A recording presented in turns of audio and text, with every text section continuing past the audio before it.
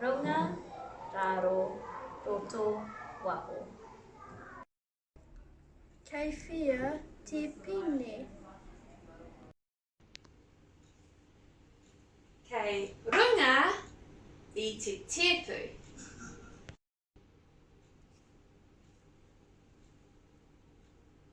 Kei raro I te tepu.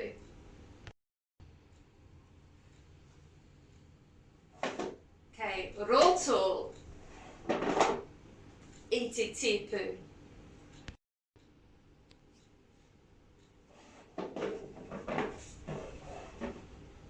Kei waho I te tepu.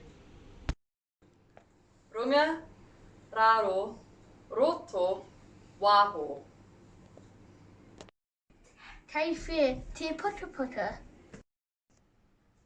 Kei runga I te piko. Kei raro I te piko. Kei roto I te piko. Kei waho I te piko. Kei whia a Caleb. Kei runga a Caleb I te papatakaro.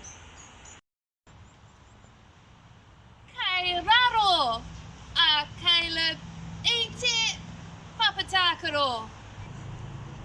Kei roto a Caleb I te papatakaro.